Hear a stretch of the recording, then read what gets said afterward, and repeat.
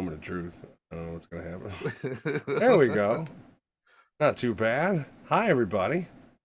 I really need to rename these things. I'm so lazy when it comes to renaming my sources that like I've got 3 that are just the same fucking Nerdattude movie podcast. Nerdattude, and then there's like Nerdattude movie podcast redesign, but it's not the redesign at all. It's just some random fucking thing. I really need to get my life figured out, I guess, huh? It's about time, shit. Yeah, whatever. Getting your life figured out is fucking overrated, in my opinion. Just don't do it. That's my motto. Like, yeah, if you can give advice to youngins, it's like, don't grow up. Like, what's the fucking point? Don't be in a rush to grow up. You're just gonna die anyways. Right? Like, you're getting closer to death. Does that make you feel good? I'm a little more centered now. I want to watch Virtuosity. Hi, everybody. We're live. Today is episode 84. We're doing Small Soldiers, which if you haven't seen Small Soldiers, you must not be from kind of our age bracket. Like, I think you probably specifically have to be kind of a 90s kid to understand. Millennial? Is that 90s kid? Well, you're technically millennials. We're like the last edge of millennials, though. Like 30, mid 30s is like the oldest millennial you could be. Coincidentally, Would Alex be a boomer then? Generation X, I think, No, right? I'm between. I'm the lost generation. There's 2 that are around us, and we're nowhere in there. Well, you're one or the other by date. What do they class? You guys are Generation X by date, right? Or no, you may be the one, whatever the before. Hi, Jen. I want to do it, but I can't. I'm gonna knock my computer over. Do you remember when we were in school, like every punk ass shithead kid did that? Like every motherfucker that was like the annoying kid that wouldn't shut the fuck up was always also the kid that would do the suck it symbol. And it's like was usually also the kid that lived in a fucking trailer or a house where every room had black mold. Like that's the kid that fentanyl got him. Yeah. He's either in prison or dead because of fentanyl. That kid was the one who always did the suck it fucking thing. Or you know what? Half of them drive CTA buses and shit too because you didn't pay attention in school. Apparently the CTA exam is pretty fucking easy. Or they're a postal carrier because all you gotta do is walk. Like there's literally 2 requirements to being a postal carrier. Not being a fat piece of shit and being able to read an address. That's it. And even then they fuck it up.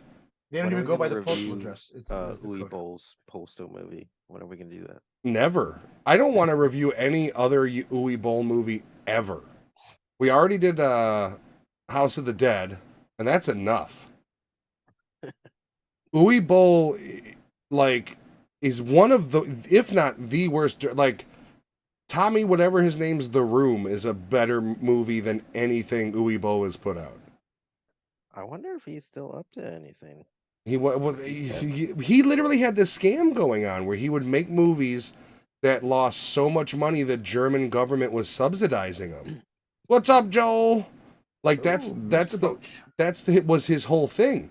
Is he would make movies that would lose money, then the German government would come in and basically with like an insurance fund cover his ass. I need to change my name on here. What would you like to be called? Mr. Bocci. Mr. Bocci.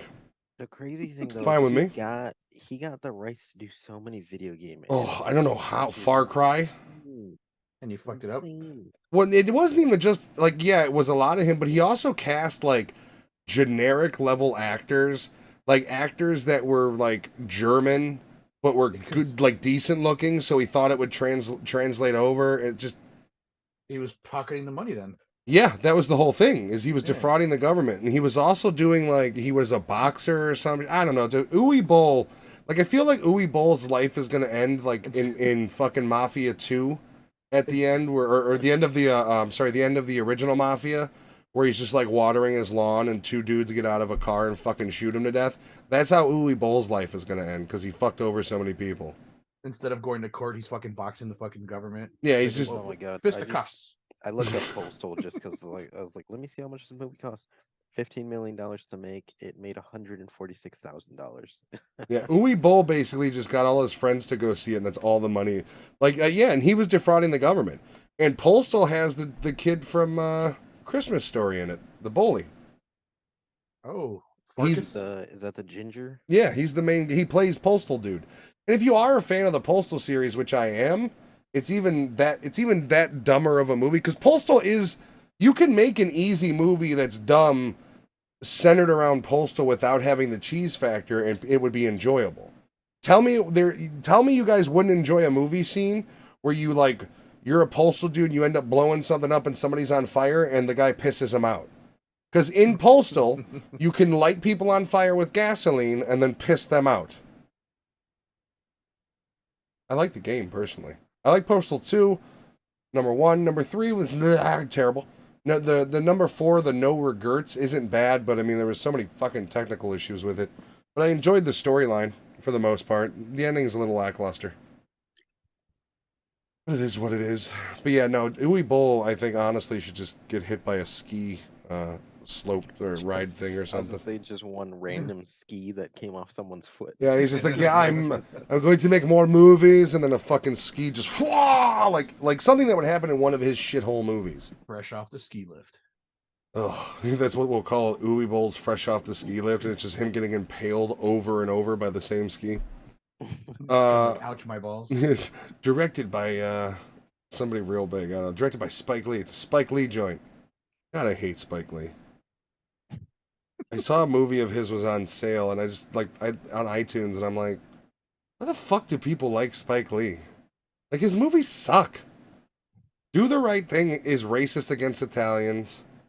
Inside Man was okay, but like, what is Spike Lee's style besides racial conversation? And I mean, 25th Hour was okay. I really, the ending was annoying, but It's What about was the culture, man.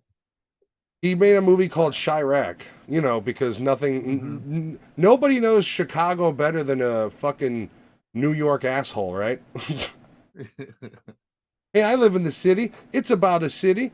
I can make a movie about it. I'm Spike Lee. Yeah, no, his movies aren't good. The ones that I do kind of dig, I did enjoy Inside Man when it came out.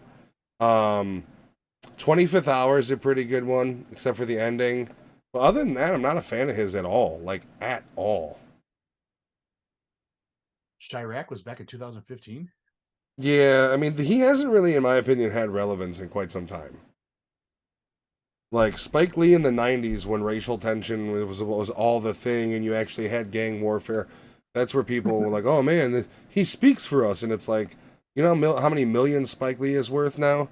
You don't speak for you. Shut the fuck up. And he did the Old Boy with Josh Brolin. Not a good one either. I mean, I don't know what you're supposed to do with it. I mean, he did get what's the Olsen titties out though. So, Wanda. Elizabeth Olsen. I do like Josh Brolin, but that was not a right move for him.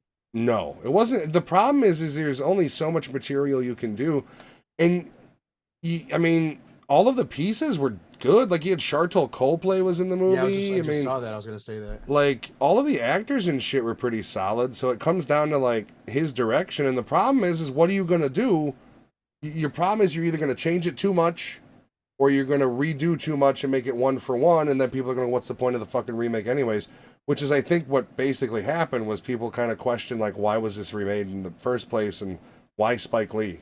Like, why not get somebody who has some experience in action movies and some experience in international storytelling? Instead, you got fucking Spike Lee with skinhead-looking Josh Brolin. I mean, here's the thing, is it's not 100% terrible. If it's like 1 a.m, you're just looking for something to fucking throw on. You could do worse. Like I said, you do get the Elizabeth Olsen titty. Just one? I can't remember, to be honest with you. I feel like when I was a kid, all I did was hone in on boobs on movies. And now, like, when I watch movies and tits appear on screen, like, I start to just, like, blur out and fucking, like, whatever. I'm looking at my phone. The not crackhead one of the 3? Yeah, it's Yeah. Wanda from the Marvel movies. The Red Scarlet Witch. Spike Lee, I think, made borderline budget movies sometimes. Mr. Boat. Well, his originals, yeah, but I mean, but any attempt for him to go AAA, they weren't amazing. Like, Inside Man was okay, and that was as AAA as you can get. I mean, you had Clive Owen in his prime was in it, like, and it was, to me, it was just okay. 25th Hour, you had fucking Edward Norton, like, He's worked with some heavy hitters, but all of his movies kind of have that same, just whatever tone. The ones that aren't abhorrently racist.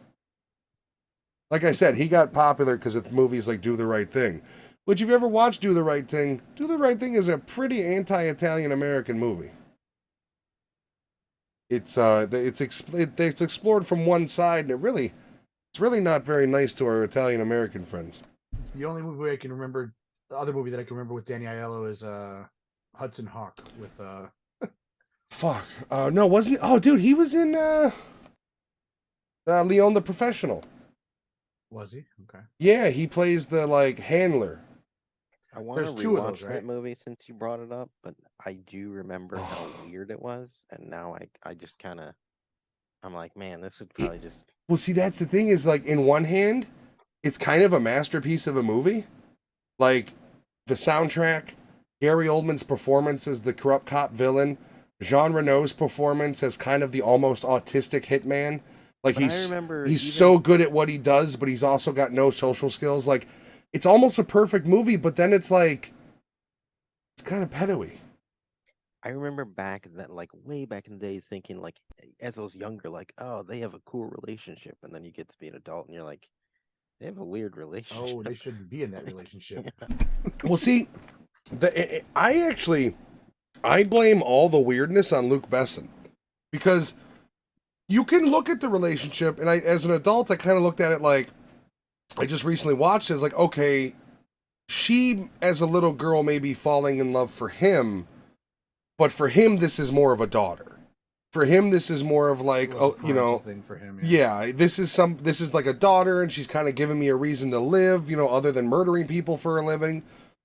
And I understand it coming from the, like, if she's falling in love with him, she's 14, like, adult, she just watched her dad get fucking wiped out, like, I kind of get it. But then there's the weird shots of, like, how Luke Besson like, focuses on almost like this, there's definitely, he adds sexuality to it. And I don't know if that's just the French thing or if the guy's a fucking pedo, but it's weird. Like, there are scenes where it's like, what the fuck, bro? Like, do we really need this in here? He's the one you said was brought up on charges, though, wasn't he? I think he did get brought up on something. I don't know if he went, I don't think he went to jail or anything, though. Greatest movie ever will be The Fifth Element, although I Yeah. do like me some Liam Neeson's. I do like Taken. You know, I'm done with Liam Neeson, bro. I read a quote where he called Conor McGregor. He said, fuck Conor McGregor. He makes Irish people look bad. He's nothing but a leprechaun. But then I also remember reading a story where Liam Neeson, and I'm paraphrasing, was telling a story about how one of his friends was attacked by a black bastard, and he roamed the streets looking for a black person to fight. And it's like, so you're just a hot-headed fucking Mick as well, aren't you? Like, you're both the same fucking thing. He did play a good hillbilly in Next of Kin. I don't think I saw that. That was with what's his name? Roadhouse. Patrick Swayze. Patrick Swayze, yeah. See, Liam Neeson, for me, like, I liked him in Darkman, because that movie's fucking ridiculous. I like him in Taken 1, but that's the other two I'm not a big fans of. And then you gotta admit, his movies have just kind of been, like, downhill fucking garbage. I mean, you guys, has anybody seen Ice Road Trucker, the movie? No. Or whatever the fuck it was called? Is that a movie? Yeah, it's like him and, like, I think Morgan Freeman or somebody, and it's all about this treacherous ice road that they're on. I'm not joking, unfortunately. Man, a Luke Besson movie that I've never seen, but I've always wanted to be like, if it's on, maybe I'll watch it, is that Valerian movie, which bombed really bad. Valerian, who was in that? The dude from Chronicle, I think. Or maybe no. Oh, is that with the two of them? DeHaan. Dane DeHaan It's Yeah. a sci-fi movie, I think. and Cara Delevingne. I think I've watched it and did not like it at all. I'd never seen it, but I was like, oh, maybe it's like Fifth Element. I don't know. It's John not. Goodman, Clive Owen, Rihanna. I don't like that Cara Divine. I don't. No, yeah. You know what? This movie was not great. You know what movie? What was that movie that with the about the robot chick where she had the big animated eyes? That was by Akira? Robert Rodriguez. That movie's awesome. If you guys haven't seen it, Battle Angel. Battle Alita. Angel. I Based on hope the they do a anime. sequel because that movie was. I liked it. Yeah, no, Valerian was, if I remember correctly, was just boring. Is what it boiled down Yeah, to. it's with the chick with the very Yeah. evil-looking eyebrows. Dude, she looks like she's the cat from Alice in Wonderland, but the person version of it. The Cheshire.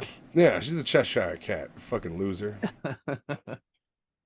We are here to review a movie technically. The movie, as That we is talked true. about, is Small Soldiers. Before we do that, what have you guys been watching? I have been watching old wrestling matches on YouTube for no reason. Because it's fun, that's why. Yeah, well, I don't even watch a lot of wrestling, but like that, what was it, like the NWO like Attitude Era that was going on when we grew up. You had Stone Cold, all of them. Like I haven't watched any of that in over a decade, but for some reason I've been finding myself on a YouTube rabbit hole with that. As far as TV, we just started Boardwalk Empire again, which I asked the boys if they'd watch that. We randomly found that show years ago. Had never seen. I didn't even know. What's his face? Steve Buscemi was the leading star in that role, and we just like beamed through all of it. One of the craziest scenes in that entire fucking show is where Nucky is kind of at war with I can't remember his character's name, but Bobby Yeah, Carnivale, and they try to kill Bobby Carnivale, and he slips through, and he's literally It's a really crazy top down angle. He's butt naked, covered in blood, his dick swinging, and it's a weird like top down angle where he's just running through fucking shooting dudes, going through the hallway, just wiping all these fucking assassins out. It is one of the coolest shots in all of TV. yeah. Rewatching it makes me want to. I've started the show Peaky Blinders 3 times now. I've only gotten ever 3 episodes in, not because the show is bad in any way. It looks super good. I just can't. Like I people think it's funny, but I can't understand a fucking word they're saying in that show. It's definitely on our list, but Jen and I started The Office again, the Superfan episodes, and we need to pick our next serious show that we want to watch because we always try to balance it out. There's so much to watch. I want to watch Yellowstone, but then I have you guys heard of the fuckery go? The Attitude Era is so good. So Lewis, while you're searching or while you're randomly watching these, look up the Stone Cold Vince McMahon saga. That ranges everything from where Stone Cold beats him up with a bedpan when he's in the hospital to Stone Cold coming in with the beer truck and spraying him, and Vince McMahon's trying to swim in the fucking middle of the ring. The When he Stone starts pulling Cold, his ear. yeah, every like you knew McMahon was falling on the character when he started to like because he always did that.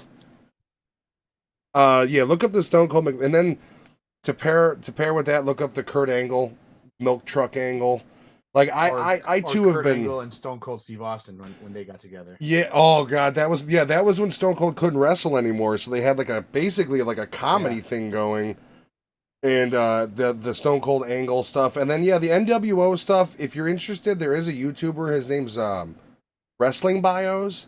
He breaks down a lot That's what of I was like. looking at. Yeah, he's good, right? He's got like an Yeah. accent.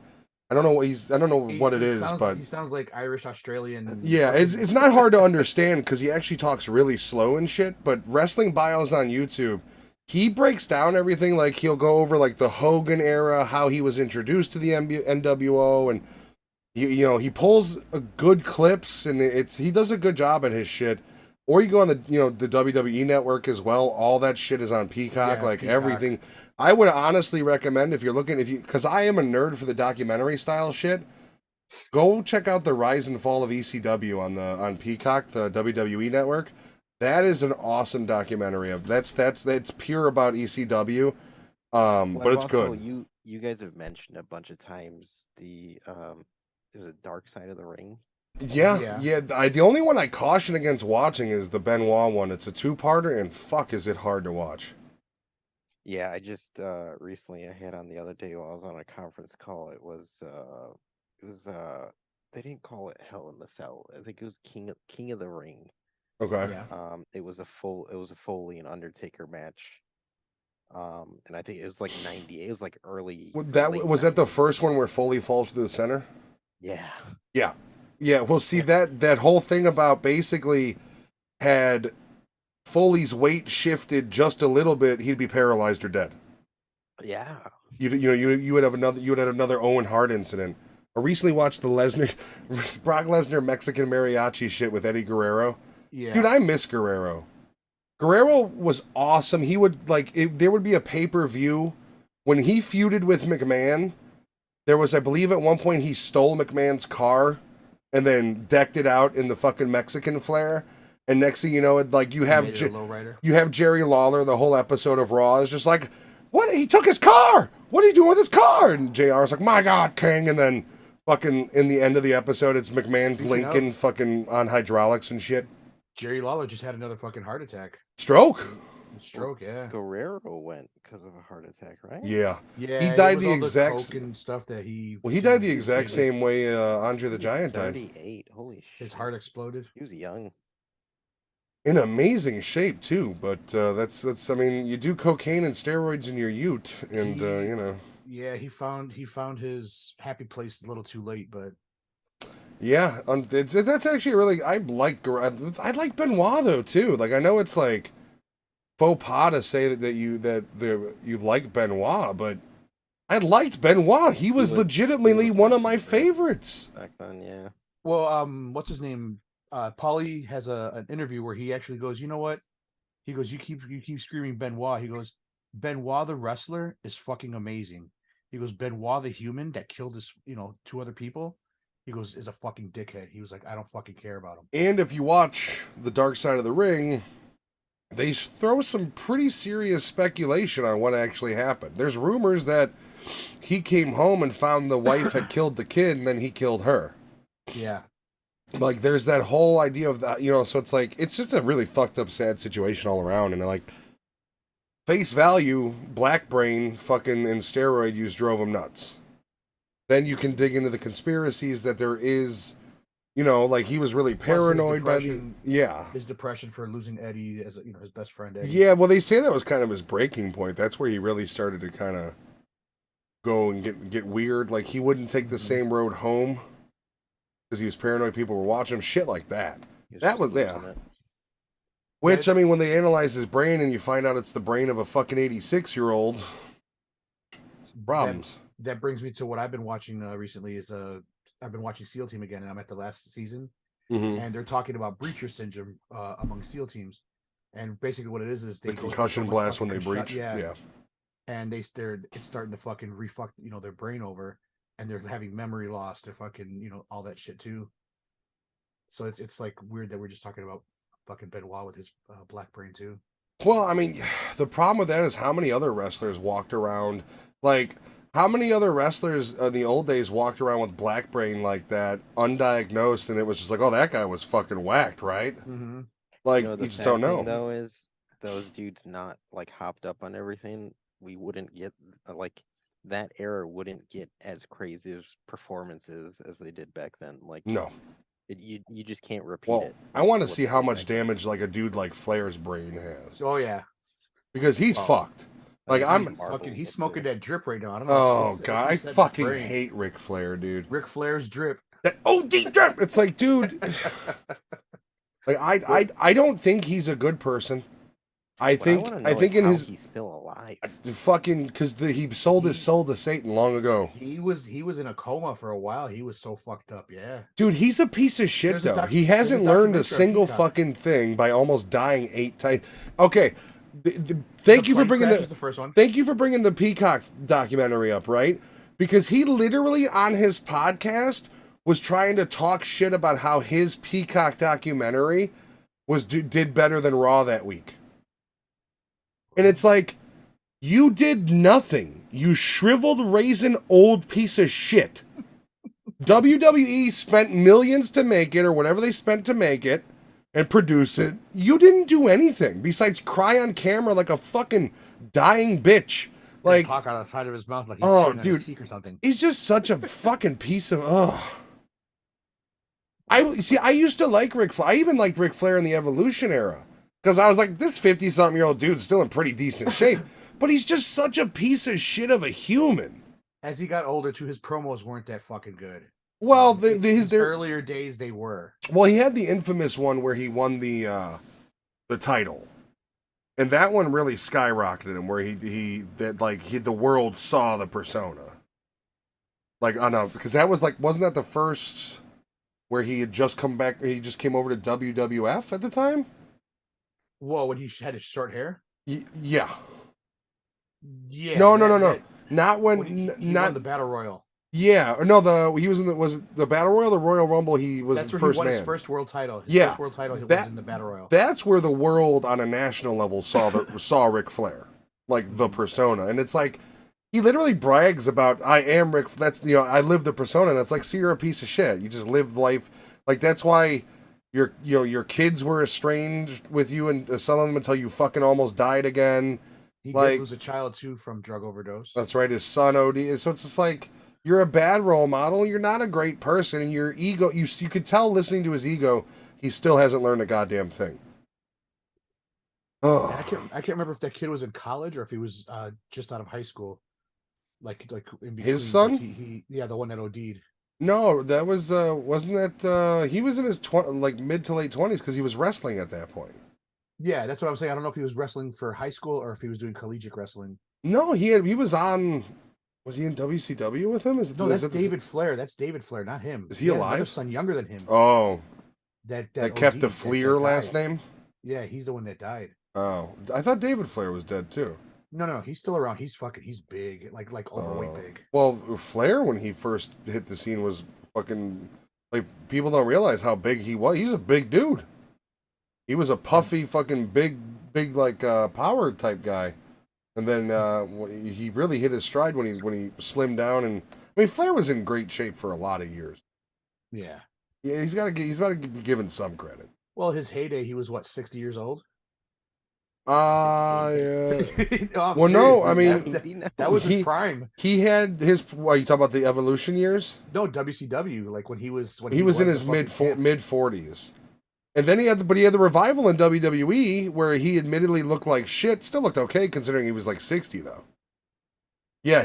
Ric Flair's like prime was like, you're already fucking old, dude. Like, he's 73. Holy cow. Yeah, I mean at some point the Great Satan will take him, but we'll see what happens. The Great Satan. That's another wrestler. I'm not talking about Satan. It's the Great Satan, one of his oldest rivals, Grim Reaper. That's one of Ric Flair's oldest rivals, the fucking Grim Reaper. Not Hulk Hogan, not Macho Man Randy Savage, the fucking Grim Reaper. This Sunday at WrestleMania, you and me, Death, we go one-on-one. He's coming with his scythe to smite you. I always didn't understand why he would slap himself. He always had that like he was just like, what are you doing? It was him getting himself hyped up. What does that do? Like, and then he would do the fucking elbow drop and the knee drop to nothing. I used to find his acting funny in the ring, or like how he would do the like, and then face dive. I always found that funny too. It was very Tommy Boy. It was like Chris Farley falling on a table every time, but it was this old geriatric looking man. Only he wasn't doing fucking bong rips. No, he's doing coke in the background. All right, so we do have a movie to review. That movie is Small Soldiers. I give it a 7. No. So I was trying to think when I was watching this of what to compare it to, and there's so many weird vibes in it. Like, you've got Creep Show vibes in the beginning with the delivery guy. There's clearly, whoever wrote this didn't write it for children. This isn't really a kid's movie. This writing was the very... director, Joe Dante, did Gremlins. Oh, did he? Yeah. Okay. And the delivery driver was in Gremlins, too. Yes, he was. And that's the thing. This isn't a kid's movie. It's really written for... I mean, it's almost like an anti-consumerism movie. Yeah. When you really look at it, because the whole concept From the is dad's like... point of view. Well, oh, by the way, what is with that guy? He's the father in every fucking movie. Like, Transformers. This, like, how is he just he's just the designated fucking father guy. I almost didn't. I had to do a double take on him because I'm like, he has almost a whole head full of hair. Also, it's younger. I was like, no, that is him. as he's gotten older, it's like like the fold out photos where he looks the same almost, but just fatter. Like sounds the same, especially like He's just a different version of the Russian nesting doll. yeah, basically like yeah, we're gonna release, but instead of getting smaller, he gets fatter. It's reverse. He's alive still. I think he's still alive. Yeah, he was. When I watched it, that was the first fucking thing I thought. I was like, Woodwicky? Like, no shit. Because he was in other stuff too. If I remember correctly, he was. Do you guys remember the movie Bushwhacked? Yeah. Pretty sure he was. I feel like he was one of the fathers in Bushwhacked. Is he from Chicago? That's even better. I kind of like that about him. He tolerated Shia LaDouche for 3 movies. They should have brought him and the mother back for the other Transformers, but not Shia LaDouche. Yeah, he was in Stir of Echoes too. Oh yeah, he's the one who covered it up. He was in True Detective. Yep. I haven't watched a single episode of True Detective. I know I need to. The first season is really, really good. So I came across a story that Joey Diaz told. Hey, you fucking Joey Diaz. I love Joey Diaz. And he was talking about you guys know who Ralphie May is, the big fat comedian who's passed away now. Apparently, during the 90s, Ralphie May lived in this shithole apartment, and Matthew McConaughey was like renting a garage that he was working on a car in, like adjacent to his apartment complex. And Ralphie May every day would just be like, "Hey, fuck you, Matthew McConaughey, your movie sucks." And Matthew McConaughey would be like, "Fuck you, buddy." And Joey Diaz like, "I was in there and I just thought it was another fucking guy from the South because he just had that fucking Southern accent." And he's like, "It's fucking Matthew McConaughey." And apparently it boils down to like Matthew McConaughey couldn't pinpoint what apartment building he was saying this from. So he's just like standing in the alleyway outside of the garage like, "Come on, I'll fucking beat your ass, whoever you are." And like, it's like, how was Hollywood that way? Like California and that whole area for years was so jam-packed with just nothing but entertainment people. That like you literally have Ralphie May shit-talking Matthew fucking McConaughey at one point in the mid-90s. People make fun of him, but he's one of my favorite actors. But I do like, there's a speech he has from years ago that he wins an award, and he goes in like this long speech about how his hero is himself. It was the most awkward Long thing before ever. I drove Lincolns, my hero was myself. Well, let's not forget that early on in his career, he was arrested for being stoned playing his bongos naked in his apartment. In Like- his own I apartment. believe it. Yeah, I think the whole thing was the neighbors Oh, called the noise cops on. complaint. Yeah, it was a noise Oh, complaint. okay, for a noise complaint. Okay. And like he was just stoned out of his mind naked in his apartment playing his Alex is bongos. like, I go naked in my apartment all the time. Yeah. Can I be arrested? Just the bongos in front of his crotch. Only on Tuesdays and Thursdays when nobody's gonna be here for fucking the whole day. Alex is like, "That's my naked bongos time. Don't you take that from me, you sons of bitches." Pop an edible and that Tobias Funke is in this movie. Oh yeah, what's his real name? David Cross. yeah. David Cross. Damn it! What's the white dude's name? Jay Moore, Jay Dennis Moore. Leary, Phil Hartman. Like Robert Picardo, I like him. You don't see him in a lot what of shit, but character? he's in a lot of TV That stuff. was the delivery dude, right? No, he was the guy who sneezed in the fucking clean room. Oh, okay. He's the one that makes the fucking chips. So, like, there's a really good cast to this movie. I mean, Phil Hartman, I really wish that dude wouldn't have fucking died. Yeah. Because, like, he was on a string of these. Like, it was like Jingle All the Way, this movie where he was getting that groove of, like, that side character that everybody kind of loved to hate. Well, there's these like interviews and like old kind of documentaries that talk about Phil Hartman, and like a lot of people would say like when before he was cast in a movie, if they didn't have him yet, if they like had a script that they were like, this isn't funny, like this needs to be punched up, call Phil Hartman. Like boom, now it's funny. Like Yeah, it's just, I'm going to be honest He did with a lot of rewriting of his Oh, own yeah, script. I think, for one thing, I think he was a goddamn comedic genius. And it wasn't even for like not like even intelligence in the comedy. He just knew funny. yeah, And he was just on. Yeah, and I'm going to say, people are going to hate me for this. Him dying is a bigger tragedy than Chris Farley dying. A, because he was murdered. And B, I think Phil Hartman being alive now, you would have him with an Oscar. He would have eventually made the transition to serious. You would have had him do the Robin Williams thing with more success. Because he was also a good actor. So, like, I think, honestly, if Phil Hartman would still be, if he was still alive, he'd be a heavy hitter. I honestly think Farley had too many demons. If he didn't die that day, it would have been. Yeah. I It would mean, have happened. he was a ball of addiction. It's, when you're that deep into it, and then, like, there's the mental element of it too, where it's like you have addiction, but your addiction is there because there's demons that you're trying to feed. And you get so deep into it that you're literally on top of the world, and you're in your apartment in the John Hancock Center, and you fucking die. You OD. I remember listening to Mancow, and he would just pop up into the studio, and I guess he's like been on his bender the whole fucking night before, and he shows up at the morning show, fucking just going off, fucking about 2 hours, just him fucking going on. 6 a.m. still on cocaine fucking time. Mm-hmm. But it's weird because that was back then where like you had those people and their inner circles were like, that's just him. He just does it. Mm-hmm. Well, I mean, at this point, you had already had it. Like, I think River Phoenix at that point had already been OD'd.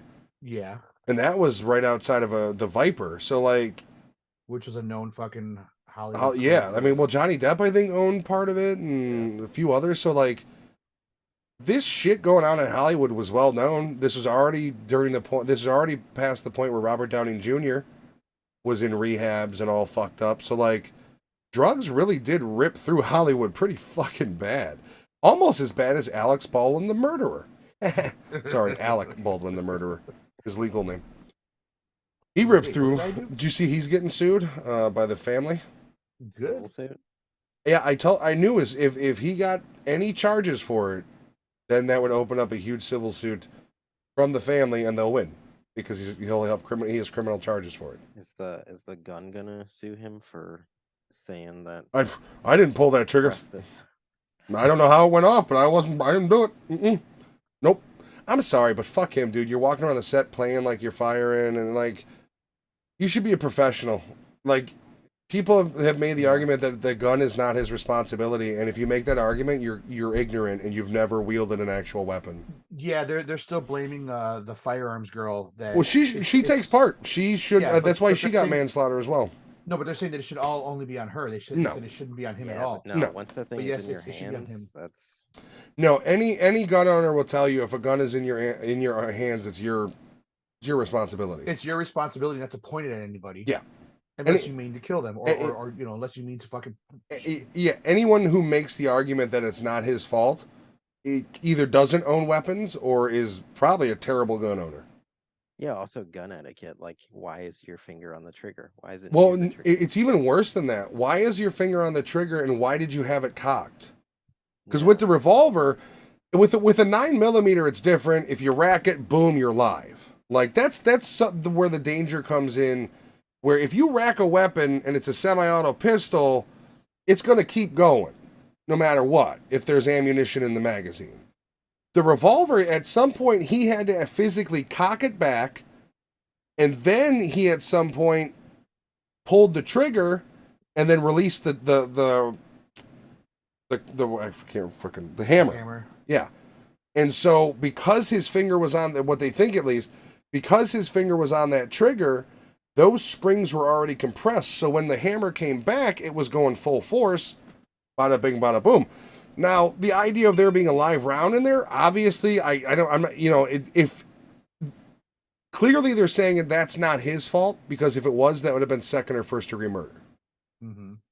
So he got manslaughter, but the fact of the matter is you had the gun in your hand, you were playing around with it, you weren't even filming, you had no business having your finger on that trigger. It's your fault. You killed somebody. Accident, sure, you still killed somebody. And it's like, but the other thing is people love to hate him, because especially when it comes to gun owners, because he's a big Hollywood liberal that thought he knew everything and would talk shit to people about guns and whatnot, and then here you have him fucking kill somebody. When 99% of the gun owners that he talks shit about have never killed anybody, yet he has. And, mind you, so far has gotten away with it. Let's see what we're facing, because I have a feeling it's going to be, oh, yeah, Hollywood, how many years? I don't know, 1,000, 2,000? He's going to pay somebody off. He's going to grease some fucking palms and get probation at worst. Don't forget, people. Alec Baldwin, the murderer, is also Alec Baldwin, the guy who screams "You're a fucking pig" to his 12-year-old daughter. Who's also sticking up for him, isn't she? I don't give a fuck. She's as whacked as he is. She's sticking up for him. Well, of course you are. He might murder you. You don't want him coming at you with a revolver. You know, just trying to sleep, and he's over there playing Bang Bang in the living room. You got to be careful.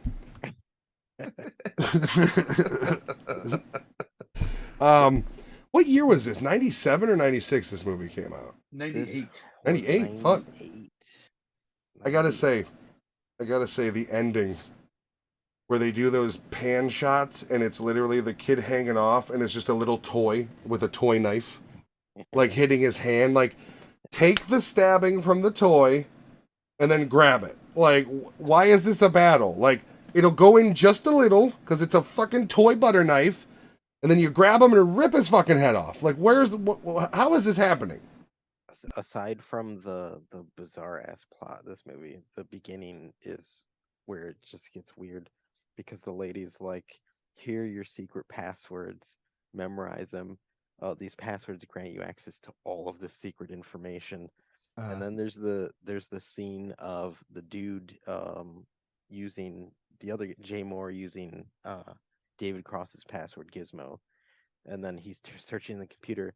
And if you look, he spends, which I guess was a lot back then, I think it's $500,000 on like a surplus of super chips. Yeah. Mm-hmm. Yeah, but I mean, guess back then. Now we need them for video cards. Yeah, but also Yeah. you're a toy maker. Here's this password that can give you government restricted super chips. Hey man, we all know Mattel works with the government, man. They were behind 9/11. Well, And, Dennis Leary's character's walking around with a fucking printer that prints out checks for people. I did like that. I actually that part still makes me chuckle. The dude who gives Alan the toys that he wants to sell on the side, which I don't know why this kid would want to do that, or why that's ethical for him to do that. Isn't he in Demon Knight? Isn't he the drunk in Demon Knight? Yes. Dick Miller? Yeah. He's the one that's also in Gremlins. Yeah. Oh yeah, that makes sense. Yeah, he's in Demon Knight. The kid that I always hate this kid every time I watch this movie. Is it just me? The kid from like Seventh Heaven or Dawson's Creek, whatever the fuck he was in. He's from one of those shows. Yeah. Dude, he just looks like when he was born, somebody hit him in the face with a shovel. Like he looks like he was supposed to be like a cat or something. He's the young kid in the Patriot. Yes, the Oh, one yeah, with right. the figures. With the figures. I don't like him. Wait, Sorry. he gets killed in the Patriot, right? Yeah, because Yeah. he pushes the His dad melts his figures. Have we reviewed the bullets. Patriot? yeah. We have. Yeah. Fuck. Wait, did we end up reviewing all the Harry Potters? We finished those, right? Yeah, we did. I was gonna say, speaking of Malfoy. By the way, Hogwarts is good. I've made the decision to buy the wife the Xbox Series X version because her laptop, I'm pretty sure, will catch fire trying to play it. Fuck, my PC's having a hard time trying to do it, so I'm just gonna assume on that one. But yeah, Hogwarts Legacy, it's an RPG. It's best way to describe it is a pretty deep RPG Harry Potter universe. I mean, the combat's fun. I see where it can be a challenge because you do these duels. I haven't really gotten far into it, but you can do these duels with other students, which like helps you like basically practice combat. And I can see where at some point going in, it can get pretty fucking challenging. I don't know if it ever will. I'd imagine on harder difficulties, it's like fuck. The deadly curse spells in it. You can. Yeah, you do learn them, but Yeah. I think it makes you evil or whatever. Yeah, you can actually be a dark wizard. Like you can straight up murder in this game. So I did my whole little test and everything, and I came out as Slytherin. So I guess it's gonna happen when I start my game. You could still choose. You Like still- yeah. it'll basically the hat will sort you, and then you can choose. Just like I went on the website, I got Gryffindor somehow, and then I got the rat as my Patrona. Patronus. I don't know what the rat means, but I'm the rat. And my wand is a 13-inch hard fur, which I find funny. It's fir wood, dragon something, and it's 13 inches and hard. Literally in the description. So that makes me giggle.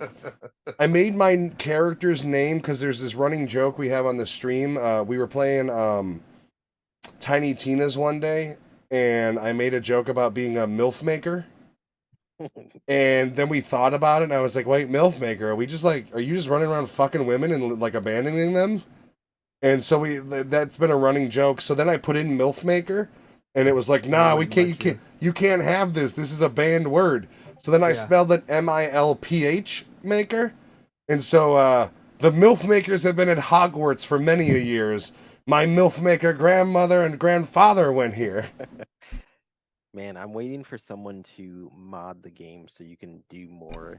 Oh, wouldn't it be awesome if you could reskin it for Harry and the Voldemort and you can have Joey Diaz as like one. Oh, you got it? What, you a fucking wizard? You got fuck you, I used to live in Harlem. Fuck you. It would be crazy. The reskinnings you could do because I mean you could. The problem is there's not many game models for like Harry Potter and all those characters because they don't. The last Harry Potter game was Deathly Hallows, and that was how many years ago already? A decade? All I know is I purchased one of them for the GameCube back in the day, and it was.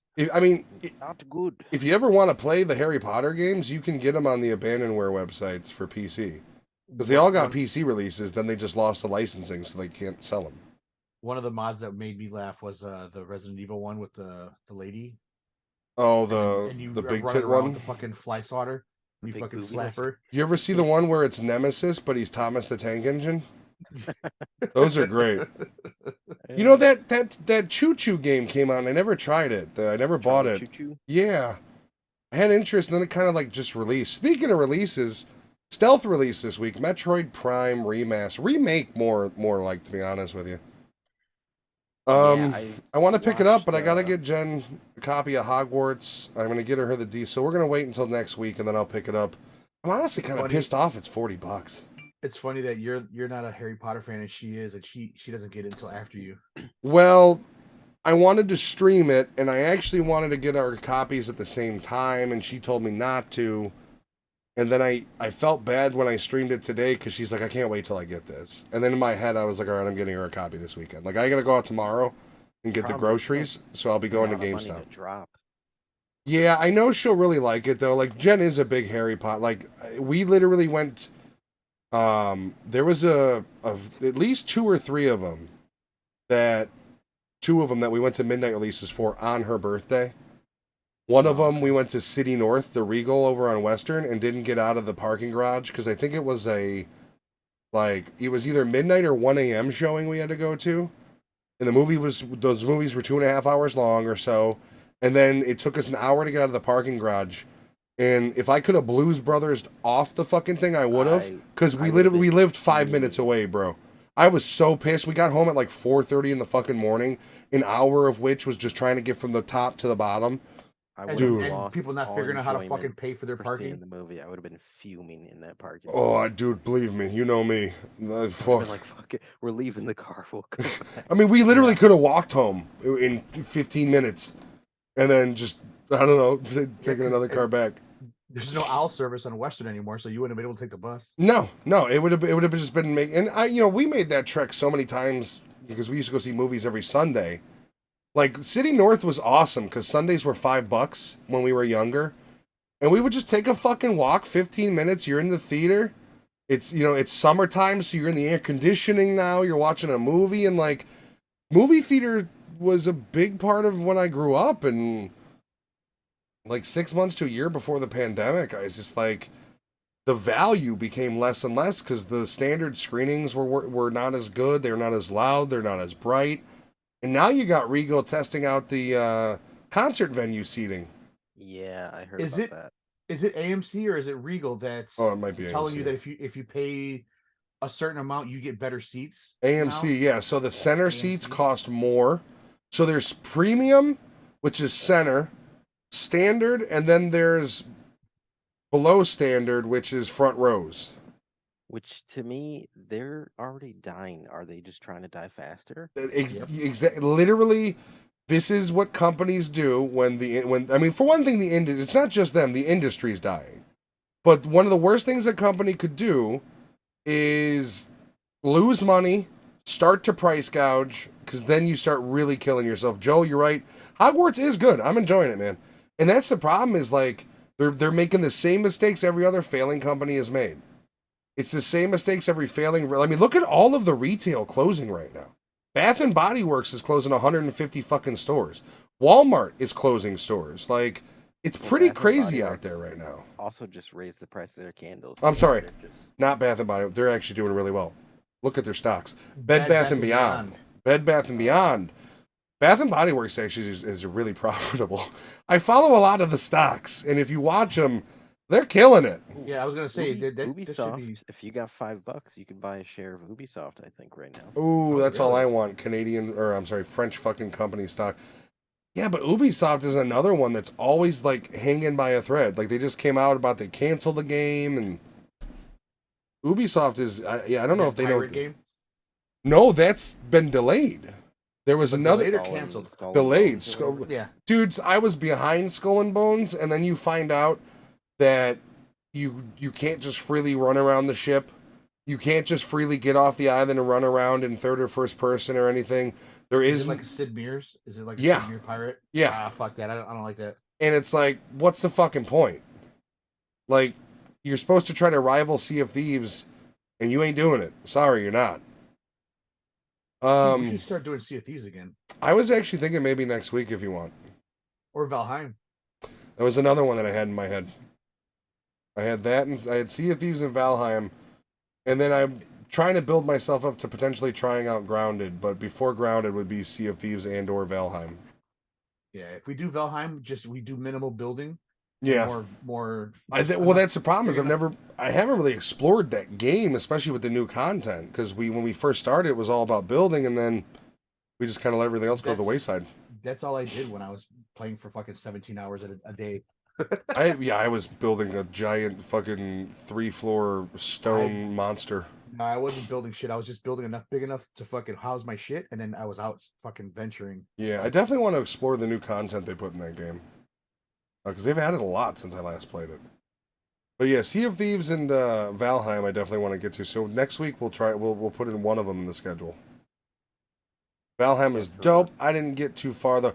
Yeah, we didn't get super far storyline wise either, because like every time, we've also played with our first group we played with was a couple of other dopes. And then the second group we played with was a bunch of other dopes. So we got to try Everybody's to, always doing something that they want to do instead of doing what the group should be doing. Yeah, they are the group.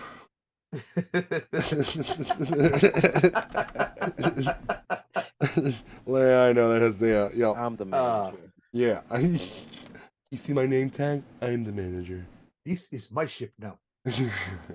I am the captain now as he gets shot from the left.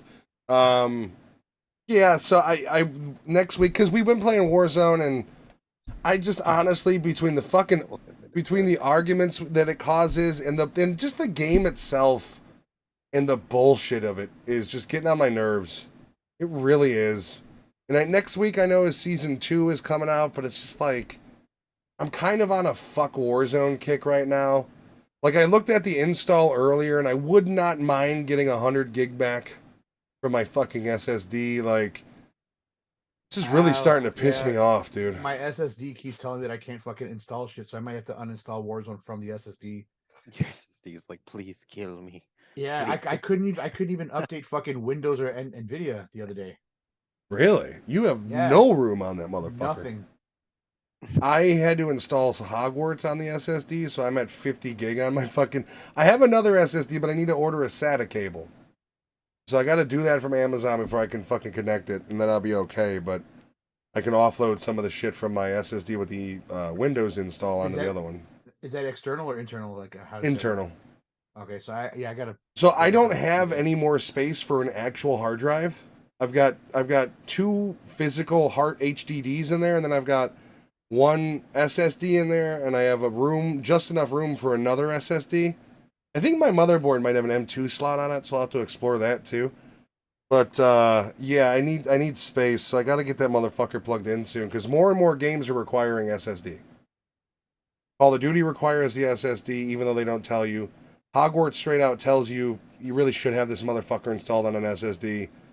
It's just getting crazy that like more and more games are now. Dead Space is another one, requires the SSD. Especially if you're streaming, right? Yeah. If you're streaming, I mean, if you're not streaming, I mean, hell, even if you're not streaming, games like Call of Duty though. Yeah, Warzone definitely needs to be on there because that's I was having issues. Yeah, and I actually was gonna install it on my HDD and get it off the SSD to make room.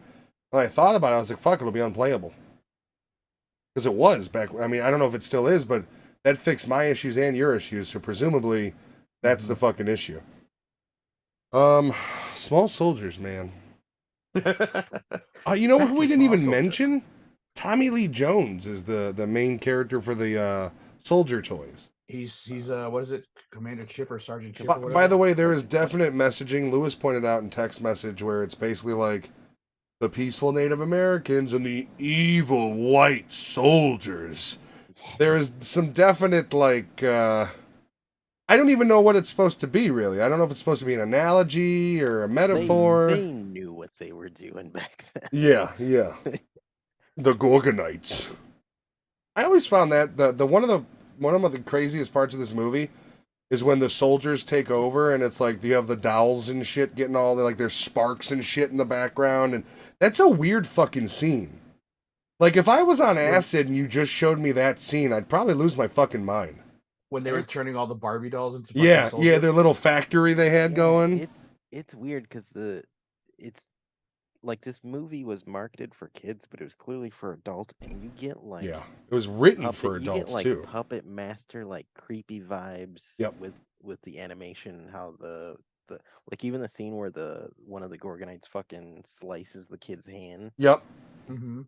Well, also all of like the random chatter between the toys, like the way the soldiers talk to the Gorgonites is hardcore. And like, so it's like they would have, I think, been better off going full bore into this movie and making it a hard PG-13 and flipping it of like, you've seen Toy Story, like this is Toy Story with attitude. You know what I mean? I think you would have been better off pushing that envelope than trying to appeal this movie to kids. If I'd have been 30 in 98 and Toy Story, I think, came out in 98 as well, or thereabouts, or no, Toy Story was like 96, wasn't it? I think it was early 90s. Yeah, so this is essentially, somebody had the idea of like, nah, man, Toy Story, but fucked up, is essentially the idea of Small Soldiers. 95. So I don't know why they just didn't go all in and just push like a hard PG-13. You don't even have to go R, just go kind of a 90s hard PG-13, and you would have, I think it may have... Shit. Yeah, like it didn't. Nothing about this movie is clean, but the language. Like the script's pretty fucked up.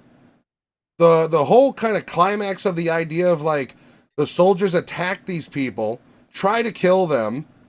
You know, he destroys Tommy Lee Jones's character by sticking him in between fucking electrical poles and blowing the fucking generator. Yeah.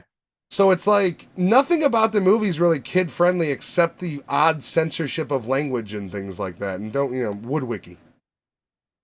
Woodwicky. That's just that guy's fucking name now. Woodwicky. I still honestly like this movie. Does it hold up as much as my memory? No. The nostalgia kind of glasses definitely weren't with me when I rewatched it. But I still enjoy it. It's still kind of dumb fun, you know? This is actually the third time I've watched it in 6 months, I think. Damn, why? Because I watched it 2 times before just for fun. And then this time we were watching it because we were actually to talk about it. So it's a weird because I even kind of like the movie that's like away from the toys, like the scenes with David Cross and Jay Moore and Dennis Leary. Like, I don't know.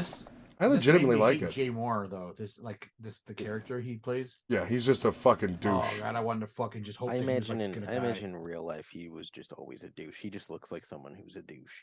Well, you know who he was married to? He was married to fuck. You remember that movie with the rabbit, or the TV show with where it was kind of like a ripoff of Married with Children? I believe Seth Green. Was on it. Yeah. Yeah, I kind of remember. Where the theme song was like, no more, no more, no more, no more. And he was married to the hot chick in that show, Nikki something. Oh, Nikki, the redhead. Yeah. Nikki's. Oh, fuck yeah. I Yeah, can't that remember. was his wife for a while. Then they ended up divorcing at some point. But Jay Moore probably in real life is one of those dudes that you either like you're his best friend or you fucking hate him. Yeah. Like I don't think there's any in between on that one. But yeah, I don't know. I still dig this movie. It's not it's not toy soldiers. Yeah, and No, also because everything else is just a toy.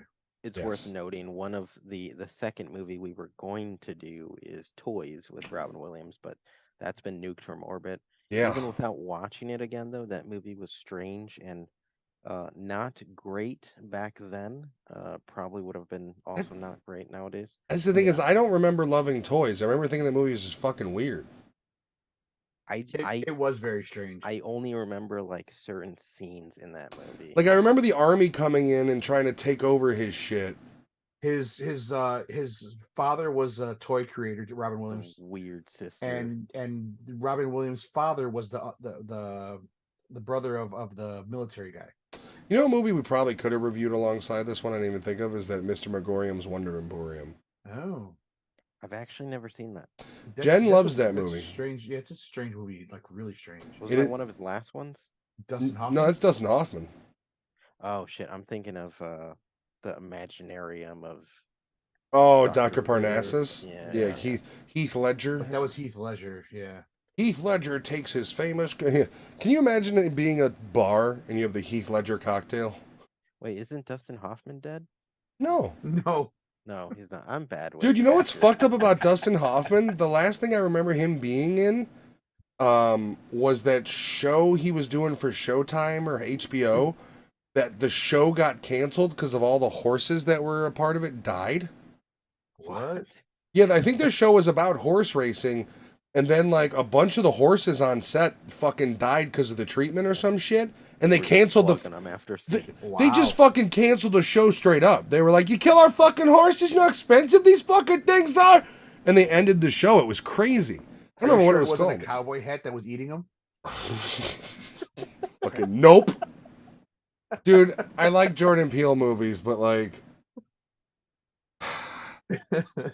the idea of the alien looking like a fucking giant cowboy hat really annoyed me in that movie. I think that was the highest he probably was while working. Right? Like, what if we just make it a big Southwestern hat, a 10-gallon fucking alien?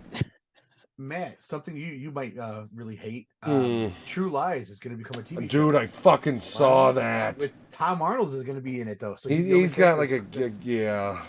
But who's doing it? And Some what random network? white dude. I guarantee you it's nobody. I'll look it up right I'll now. tell you what, Matt. We were texting earlier, and I forgot what show we were texting about, but I was like, man, they should make what the fuck we were talking about? I was like, they should make a Twisted Metal movie, and Matt ruined my fucking day by telling me it was gonna be a show, and then I'm looking up shit while he's texting me, and I'm like, oh my god, it's gonna be on Peacock. Oh my god, it's a comedy. Steve Howie's going to be Harry. Okay, so Steve Howie, to his credit, the last movie I saw him in was it was an action movie. And Day Shift. Yeah, the last movie I remember he was With Day Jamie Shift, Foxx. and he was actually pretty jacked. Yeah. The problem with the True Lies show is it's on CBS. Yeah, well, here's a bigger problem. I will pay you to not give me that show and just give me a 4K transfer. Like, The movie's not even on Blu-ray. I can't buy it on HDX on Vudu. Like, give me a 1080p legit fucking transfer minimum. Nothing against you, Mr. Howery, but fuck off. I want the original one in a proper format with full fucking Dolby Atmos, but instead James Cameron's been jerking off blue aliens for 20 fucking years. But I did see earlier this year he had mentioned possibly this and True Lies and I think The Abyss or whatever the fuck it is. Well, I would, the problem with James Cameron is it's always like, yeah, I'd like to revisit that. And it's like, well, then fucking do it. They're re-releasing fucking Titanic this weekend to try to fucking see if it'll go over the box office of Avatar. I wonder how bad this show looks. It's a CBS show is the fucking problem. It's bro. gonna be on Paramount Plus probably. I don't think I'm gonna even. What I have noticed though, like Yuck. that SEAL team that I've been watching, it was on CBS. The last 2 seasons they've had it just on Paramount Plus, and I've noticed that the writing has changed drastically. So there is more vulgarity, there is more fucking explosions. I will watch the first 2 episodes. Simply, I'm against the concept in general, but I will watch the first 2 episodes because I do respect Howie, even though he played a goofy asshole for most of his career. I did like him in Day Shift. Shameless. I don't hate him in general as an actor. I do kind of hate that they gave him the Schwarzenegger haircut. Because this one image I'm looking at, he basically looks like Jim from The Office is trying to impersonate Schwarzenegger haircut guy. That's a little annoying. I'll give it a shot. I don't like Tom Arnold. I think he's a fucking blowhard of a human being. And I mean, you know, the writing is what it's going to be. The writing From the trailer that I saw, it's gonna pretty much do the whole scene when she finds out that he's a spy. Mm-hmm. And that's like what they're Harry? gonna pull it. Yeah, they're gonna pull it right from there. And his name is Harry too. Yeah, Harry Tasker? Have you killed people? Yeah, but they were all bad. They were all bad. See, that's it. I don't want a fucking TV show. I want a Blu-ray or a 4K of the good movie. It's one of the best action movies of the 90s, and you can't watch it. You can't buy it. You can stream it on Hulu in fucking DVD aspect. It's stupid that one of the best action movies Cameron's ever made, you just can't buy it. But you get a fucking potentially shitty CBS TV show. Are you fucking kidding me? I don't know, man. The Bad Boys is coming back. Hopefully, Cameron will get off his ass and. I saw Bad Boys 5. Didn't they basically almost kill Will Smith in the last one? Is it 5? It's got to be called like Power Slap. Yeah. No, wait. Is it maybe? No, I'm sorry. Bad Boys 4. Right? Yeah, Is Chris Rock the villain? Dude, how am I supposed to... Long-term storytelling shit. How is anyone supposed to take Will Smith seriously in an action serious role when he's such a bitch in real life? Like, I'm sorry, but the whole Oscars thing shows how big of a bitch Will Smith is. Well, the thing is, like, everyone knew he was a bitch, and that just cemented in everyone's eyes. Right? Like Mike Lowry. No, that's Will Smith. He's the one who slaps 90-pound black comedians. Did you see when Eddie Murphy took that award and he goes and keep Will Smith name out of your motherfucking mouth? So I wanted to watch that You People movie. I haven't yet. I've been waiting for Jen. Although I've heard that it's basically a woke piece of shit. And this time it's not white people talking about it. It's the Jews. Apparently in the movie... The Jews? The Jews? You can't say anything about Jewish people without being anti-Semitic, so I'm just leaning in. Like, literally you say, oh, you guys, you work with money a lot. Anti-Semitic! I've seen Harry Potter. I know what she was doing with those goblins. Damn you, Rowling! So, what was I even fucking saying? I got on a weird tangent. You People? Yeah, I wanted to watch it, but I guess, like, Jewish people are pissy because basically the premise of the movie is, like, you want to marry my daughter? And then Jonah Hill's like, yeah, I do, mister. And he's like, but you white! And the whole thing is Jewish people are saying, well, we're not white, so this whole concept of the white black is black. And it's just like, can we just watch a fucking movie to enjoy it? Like, why does everything have to be woke or anti-woke? Or why does it have to be pro-Republicans or pro-liberals? Like, can we just make movies that we enjoy again? Something I read about was they said that at one of the ending scenes, there's a kiss scene between Jonah Hill and... Yeah, it's fake? It's CGI'd. Why? So they never really kissed. Why not? And that makes you think, like, what the fuck? Does he have bad breath? Like, nobody likes him? Well, Jonah Hill in this movie looks like a sleazy fuck.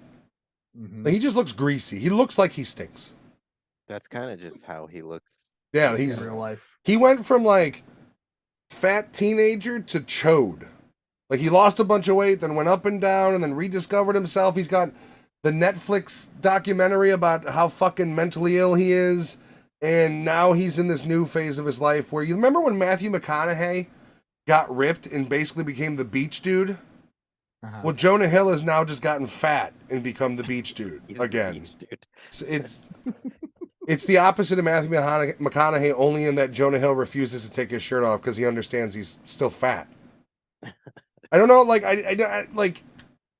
You have millions upon millions. You can pay the best trainers and all that. Like if you're in Hollywood and you're fat, like if you're Lizzo, you're fat because you want to be fat. You have every resource, tip of your fingers. If you're overweight still, because Jonah Hill has to understand, also maybe he was typecast in that role, so maybe losing weight is disadvantage. But he did 21 Jump Street when he lost weight, then come back for 21 Jump Street 2, had gained weight again. Like, if you are in Hollywood and you're one of these AAA people and you're still a pudgy fucker, that's purely on you. You've got I guarantee you, the movie studios, if they hire an actor and they want him to be in good shape, all of the trainer and everything's free. It's all covered on the movie studio. Get him in shape. Every Hollywood star can look like Chris Hemsworth. Two things, money and steroids, and all that is flowing through Hollywood. Like if you're, It's like being an NXT wrestler and you work at the Performance Center. You have access to all that fucking gym equipment and you're still fat. Yeah. Well, that's why I never liked Samoa Joe. I never liked Samoa Joe because no matter what, throughout his entire career, he maintained titties. He maintained a fucking gut and titties. He managed to get his face bigger than his body, though. And then he went small again, just in his face, and then back. And now he's going to be Sweet Tooth with Lego Batman doing the voice. I can't wait for that. Will Arnett. I nothing against Will Arnett, but can you fuck off for a bit, guy? You have that baking show on Fox. Him and Batista. Oh fuck Batista. Get on a bus and just go somewhere. Dude, I saw a review for that stupid M. Night Shyamalan movie where it's like, Dave Bautista's amazing performance can't save this movie. And it's like, I'm going to tell you something. I'm going to tell you something right fucking now. If you're rating a movie 3 out of 10, then the motherfucker's performance wasn't that good. That's not how it works. There's a small snippet interview I saw of him from a while back. He's being interviewed and he's talking about getting cast for Guardians of the Galaxy, and he looks like a fucking Hollywood weirdo. He's wearing a bandana, like a hat on top of the bandana. He's wearing clothes that are too small for him. And he's of course. When I got cast for the movie, they mentioned this other actor, and I just want people to know that Batista could do anything, and I could be in any. And I'm just like, fucking hell, dude. I cannot stand this guy. Well, then you hear him talk about I don't want to be The Rock, I want to be a real actor, and it's like, well, then you have to act, dude. The problem is you're running out of friends, right? You're done. You're done with Marvel. Marvel, unless you somehow pop your ass in for Secret Invasion, which I don't see happening, you're done. After this movie, he's gonna get DC projects, and that's it. That's the thing is he's never gonna be I'm sorry, but even his character in a movie like Glass Onion, you're not playing you're not doing good roles. You literally played the asshole of the group, and then you died first. I just don't understand where Batista gets this ego about him of almost I'm an actor. And The Rock he's a whatever, but not me. It's no, bro. Look at your fucking catalog. Most of the movies you've starred in never hit theaters.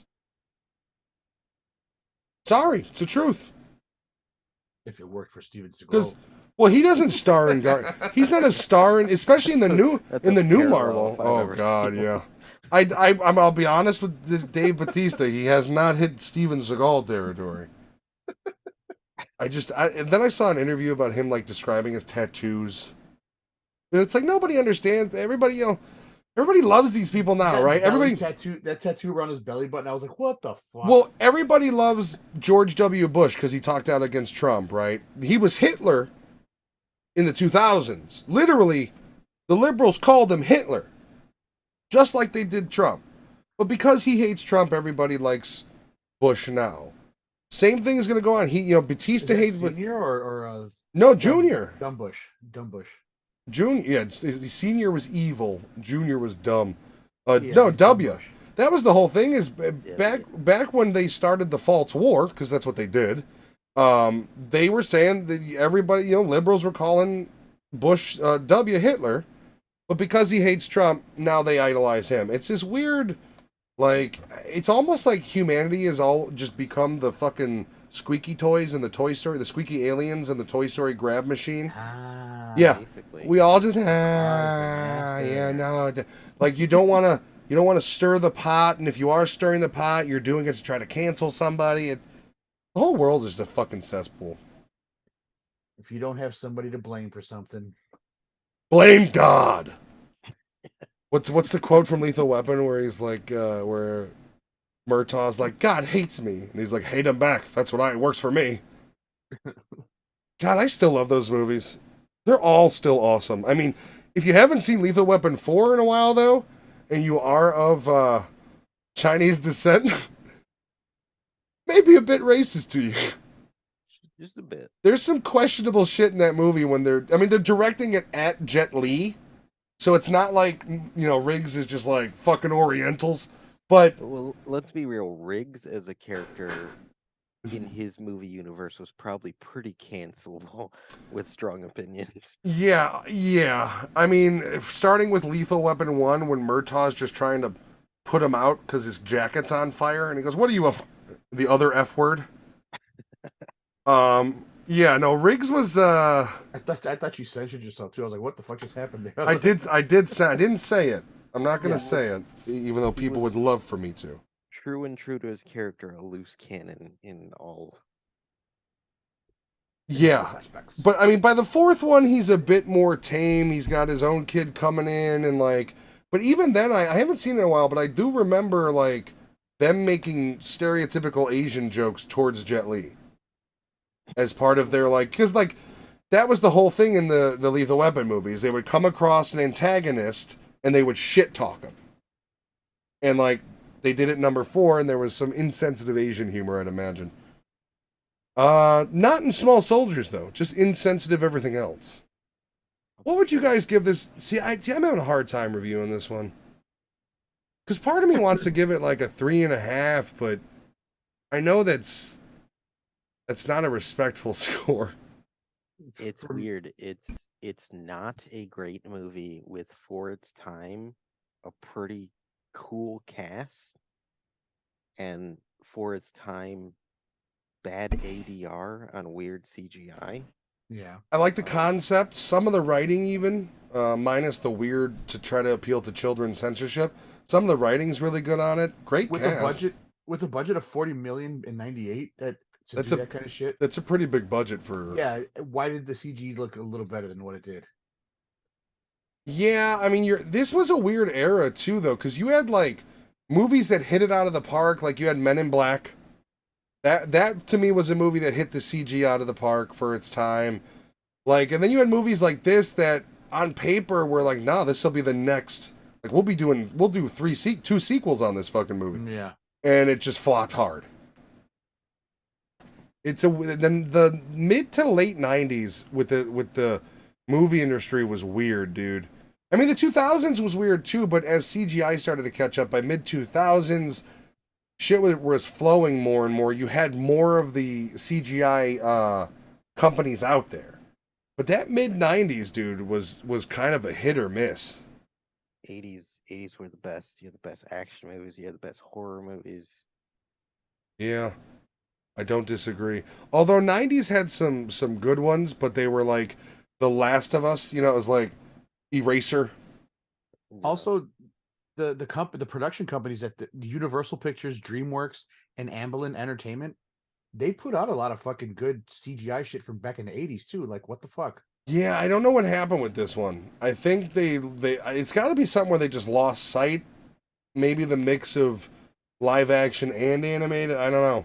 But what's really weird is just the scenes where it's all animation and it still looks funky. That's where it's like, oh, what the fuck, man? Oh, like when the entire fucking Yeah, when it's just like crew of the American flag in the background and it's just the soldiers, but there's still something not quite right about it. Like it's just something the ADF, and it's oddly blocky too in some Even with nostalgia, I can't give this movie a higher score than a 3. Yeah, I think I'm gonna sit at a 3, and if we're Mine was a judging 3 as that, well. that's a nostalgia score. If we're really judging the movie, I'm gonna give it a 2. Like if it was a movie that I didn't love as a kid, it'd probably be a 2. For me, it's a 3 because it's entertaining, but it's not something to take serious. It is a hell of a And- cast too. Yeah. But also, it's a weird cast. Like, why would Dennis Leary be in a movie like this? I think he was taking anything he could. You got to remember, Dennis Leary was on the string of this movie. This movie is later in the string, but Judgment Night, The Ref, this movie. There was a couple more where he just kind of snuck Demolition Man. Dennis Leary was like a fucking snake, bro. He just snuck his way into shit in the 90s. And And this was on his way out. I don't think like Phil Hartman set out to do this movie. I think this was like, oh, we got this on the back burner. Yeah, I'll take it. Like, It was probably a decent sized paycheck because he was getting bigger and bigger. Like realistically, Phil Hartman's one of the biggest stars in this movie. As far as like, because I think this came out in '98, he was still in SNL. Was he, or did he leave at that point? I don't remember. I think he left at that point. This movie, if it wouldn't have flopped, would have been one of those like, if he stayed alive and it didn't flop, would have been one of those like on his rise to power, Phil Hartman, you know. But this was a bump in the road, and then the other bump was a 45. That is, yes, that is unfortunate. I'm sorry. You don't tell your crazy wife you're leaving her and then go to sleep in your bed. In the How same household. stupid are you? You literally tell your wife who's mentally unstable, knowing you have firearms in the house, that you're leaving her, and then you just go to sleep? The only acceptable way to do that is if you preface it by saying, "Hi, I'm Phil Hartman, and welcome to Jackass." Oh man. I mean, I think what people don't realize is how much Phil Hartman did for The Simpsons. Like, that was a big thing. When he died, The Simpsons took a hit as far as voice talent. Yeah. Because he did a lot of voices on that fucking thing. And it's like one of the only things you could really see him in anymore is fucking The Simpsons. In news radio, I think, is streaming somewhere. But It wasn't losing Apu for The Simpsons? that's stupid. The fact that Hank Azaria caved to that, like, just leave the show. Like, I'm sorry. I'm starting to get that opinion of like, if you can't do an Indian character, then why should you be able to allow to do a white character? Why should you be allowed to do any character? Like, because, like, I'm sorry, but if you aren't white, why should you be allowed to do a white character then? And then you have gay people saying, well, if you're not gay, you shouldn't be allowed to do a gay role. And it's like, you're removing all creativity from the art. Like, it's ridiculous that you need to segregate everybody. Like, I just read today that segregation. I just read today that John Leguizamo was supposed to play Vulture. Vulture in Spider-Man, and That would have been awful. And It would have been. And he gave it up. He gave the role up because Michael Keaton decided that he wanted to come back to play it. Yeah, apparently Michael Keaton was saying he wanted more money, and the studio was like, all right, well, never mind. And they went on to Leguizamo, and then Michael Keaton was like, you know what, I'll take the money. And, like, basically they had to be like, yo, do you mind not being in this movie? But why? Yeah. He would have been a weird Vulture, dude. Yeah. But then somebody brought up, like, well, wait a minute. John Leguizamo says that, you know, people there are not supposed to play that role unless they are that role. Like, you know, like ethnicity. Yep. And Vulture was a white male. Well, no, it's John Leguizamo's yeah, not. yeah. There's just this. It's a weird double standard that nobody like actually holds on to, and Hollywood is trying to self-segregate, and I don't know. I don't get it anymore. To the point of like, it's just like, what? Is there anything that comes out nowadays that isn't subject to some form of fucking, lack of a better term, retardation in the thought process? Like, everything that comes out is there's a problem with it, and John Leguizamo himself is saying that Super Mario Brothers didn't have enough Latinx people in it, and it's like, well, you guys culturally appropriated from Italians. So technically, Super Mario Brothers there's Latino X people have no business being in it in general. I don't know what But Latino also, X is. it's a cartoonish video game. Yeah, like it's this whole concept of It's something made up. people needing to have their identity politics on the front page to virtue signal has ruined like Hollywood for me. Like at this point, I look forward to nothing. The only thing I'm looking forward to right now in Hollywood is What We Do in the Shadows next season. Like, and even with a show like Last of Us, which I honestly don't feel it's done anything woke or forceful or anything like that. I think it's a well put together show.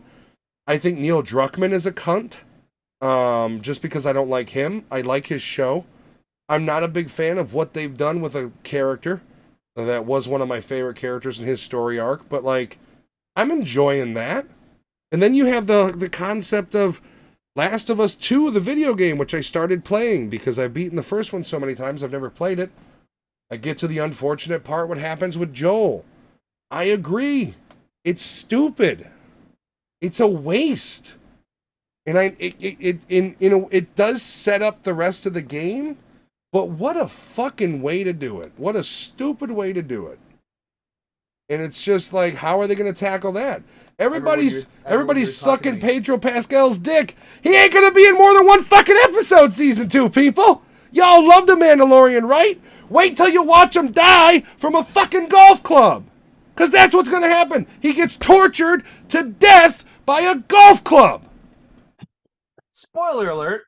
If they want to stay faithful, that's what happens to Joel in season 2. He's in an hour and a half a game in the actual number 2. You play as him for 5 fucking minutes, and then my favorite character of The Last of Us, you watch him get tortured and beaten to death with a fucking golf club by a fucking lesbian who's got more muscle mass than I do somehow in the fucking survival elements. How do you stay that ripped with no proteins coming in besides what you hunt? Like, I literally played, Last of Us 2 is a good game. It's well made.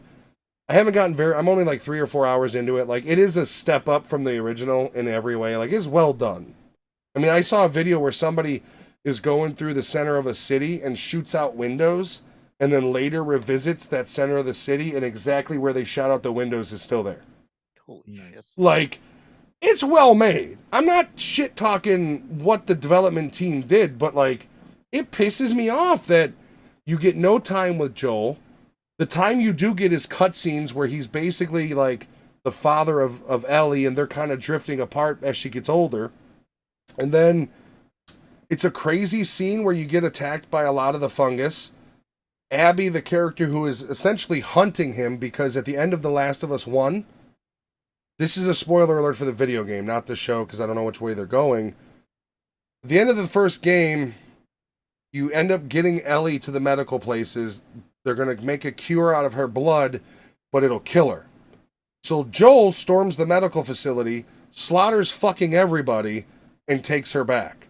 One of the people you slaughter is Abby's, I believe, father in the game, the one who was looking for him, who eventually beats him to death with a golf club. So it makes sense. I get it. I just really hated the way to me, it was like, fuck you. It was really just like, fuck you, you fucking cunts. But I'm not going to be one of those people that says the game is shit. I don't think that's a fair criticism. I remember when Last of Us 2 first came out, there was a lot of criticism of the people hating on it, and a lot of that was because Neil Druckmann's a cunt. Neil Druckmann likes to go on Twitter and run his fucking mouth and feed into the whatever side, the party lines and politics, and you reap what you sow. People shit on your game because you ran your fucking mouth. Am I going to shit on the game? No. I think it's quality title. It's well made. It's just, I'm not happy with decisions they've made in the storytelling so far.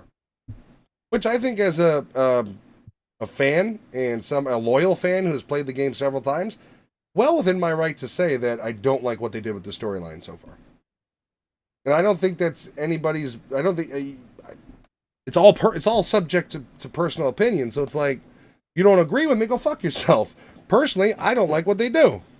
So far. We'll see what happens. I mean, it does, I think, kind of basically set up this whole cat and mouse game of Ellie hunting Abby. Because basically, Ellie comes in as they're doing it to Joel, and she gets roughed up, and then, they take out Joel, and she's kind of left with the aftermath.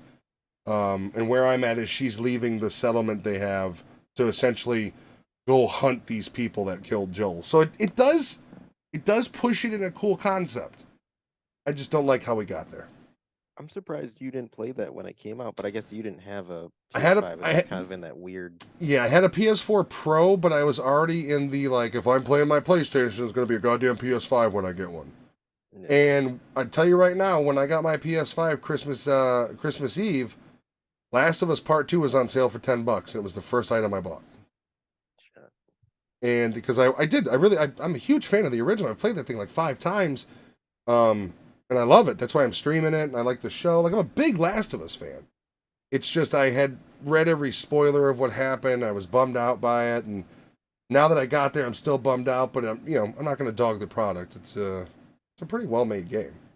I gotta find a controller for PlayStation 4 because somehow it just fucking disappeared here. I gotta be honest, dude. I love the PS5.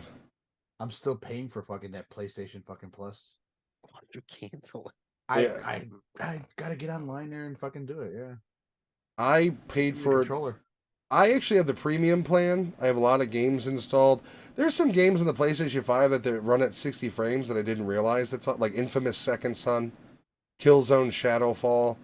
I have fallen in love with the PS5. It is my preferred console. So much so that I'm going to move my Xbox Series X into the living room, and I'm going to buy her Hogwarts on that so she can have fun. And then when she's done with Hogwarts on that, I'll probably play it on that console as well, because the PC version, it's got some issues. It's enjoyable. It's nothing that kills it, but there's some problems. I'm working on it. We'll see what workarounds I can get. If I find anything, I'll let you know, Alex, because you and I basically have the same fucking setup, more or less. So I'm trying to figure shit out. I'm going into the configuration files. I literally didn't update my PC, I guess, for a couple months. And I just started running Windows Update, and it's like I got a whole slew of them. Restart the PC, come back, check for updates, a whole fucking slew of them again. Restart the PC. I updated the graphics driver. I went in, I added some security shit as far as how it reads the files to try to help with it. So I hopefully this weekend there'll be more research, more either patchwork or somebody smarter than me will have figured out the problem. I could piggyback off of that. But yeah, I'm trying to deep dive into it right now because just doesn't make sense. You're playing it, for no reason it maxes out my GPU, and then goes back to 30% GPU utilization. It's gonna blow up your fucking PC. I don't know what it... Well, see, I use MSI, and MSI is beautiful because you can set your fan curve on your GPU. So the standard GPU fan curves aren't that great. Like, the modern day gamer doesn't want to hear their fan. If I hear my fan kick in on my GPU, I know that motherfucker's working. I know I'm playing a game that's using that bitch.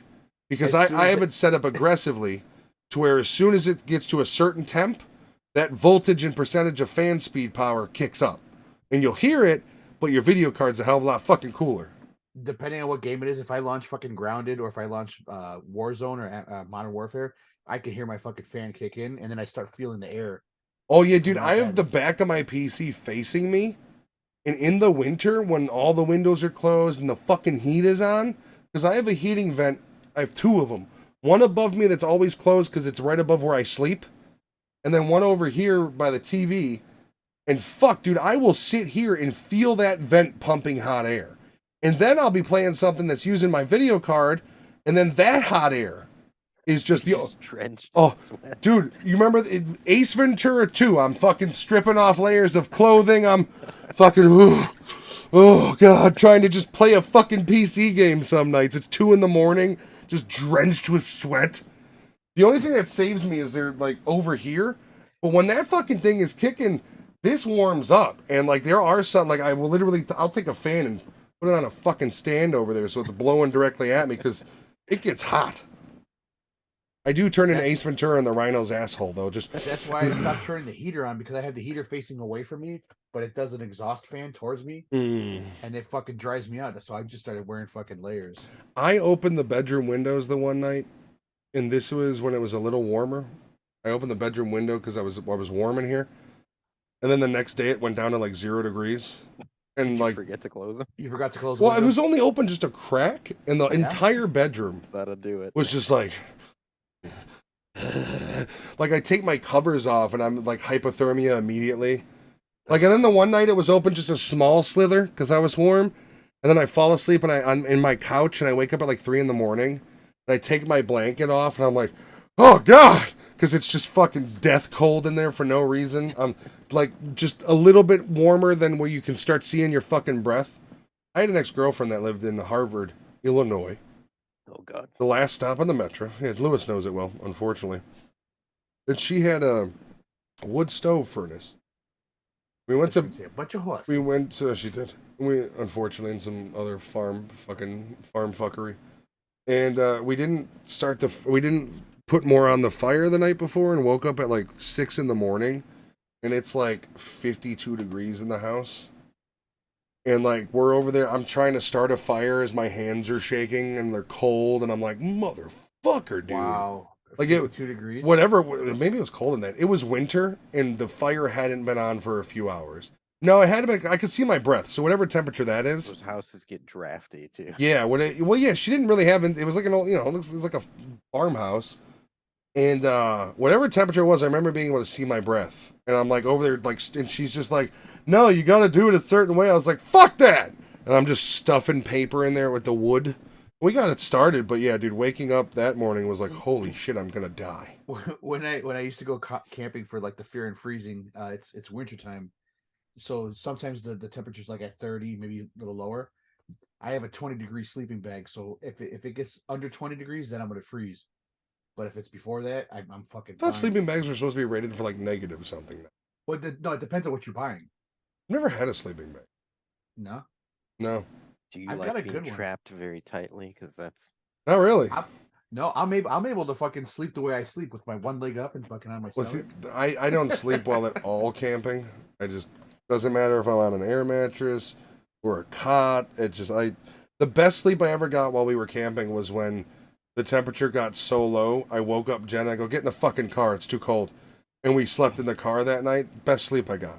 I actually last year developed a system because it was so cold, and my back was just getting shredded. You attached your tailpipe to your Yeah, well, no, that was in the garage, and I woke up and I told Jenna, I can't sleep, I can't do this. I was like, you need to come in the car with me, and she's like, no, I'm fine, just I'm gonna go to the bathroom. So I drove her to the bathroom, warmed up the car, came back, turned everything off, rolled the windows up, and threw my blanket over me. Between the heat that I had in there, plus my fat breathing, fine. And my blanket, my big blanket, perfectly toasty. Like, circulation on my legs was pretty shitty because I'm in the cockpit, but still way more comfortable than sleeping on those fucking cots. Because I'm a side sleeper. I sleep on my arm. You can't sleep that way on a cot. Especially the ones we got. I thought that story was gonna go. Drove her to the bathroom area and just fucking took off. Went home. Well, you've seen her. We all know how that ends. Yeah. We don't talk about her. No. I still have to work on the grind. Dude, there's so much shit I gotta get done, and I want to film. I want to film a new intro for the stream. I need to start filming the Grindhouse trailers. I have an entire movie basically ready to go. Our Jen and I's next movie is basically done. We just have to film it, and I think I'm gonna end up waiting till the spring, so probably a couple months, so the weather kind of gets better. So we didn't talk about Giovanni. Oh yeah, he's dead. I Yeah. was about to ask Anthony if he wants to talk about Giovanni. Oh shit! Yeah, he's got the poo poos and throw ups. Why didn't he say anything? Like, I am a little confused because leading up to it, why did he say? he anything? was texting. He was talking about Hogwarts and this and that. At any point, he could have been like, "Yo, guys, I'm not feeling well." But it was I haven't like been feeling well what, today. an hour I- before we I go, and he's just didn't- like, "Yo, I'm throwing up." I didn't see him online while I was working, so maybe. Yeah, probably had the whole day off. He's in NyQuil land right now. Fuck And him. then- and then- I hope if you're watching this, I hope you shit your pants while Oh, oh, jeez. It's like the scene from The Godfather, but instead of a horse's head, it's just shit everywhere. It's like, oh God! And his wife's like, Giovanni. Shouldn't have had tacos, you fuck! You knew you were shitting. There's shit everywhere. When she yells at him, does she yell his middle name too or no? I've never heard her yell at him like Probably. this. She usually resorts to violence. We went to, after we all got together, we went to dinner at a place out here and got burgers and shit. And I don't remember what we were talking about, but it was something about the men in your guys' family being spoiled by their respective women. And he was like, I don't think so. And his wife's just like, just had this like, he's so spoiled. Yep. That's correct. That is correct. I'm over here like I don't know. I think there's a he is the balance, biggest though, isn't spoiled- there? I think he's the biggest spoiled one out of all of us. we wrap this up. The baby's waking up in his big boy bed. Did you say over here? What is it? The predator? Over here. All right, so 333. I think we're all unison on this one, right? Trees. Yep. All right, guys. Small Soldiers next week. No episode. I'm making the executive decision. Alex and I are going to take a week off because next week would be an Alex and the I. End of the month, picking up back up on Tarantino. Yes, I believe we will be doing Death Proof and Jackie Brown. Is it that or is it Kill Bill's? No, I think we switched it because of the way.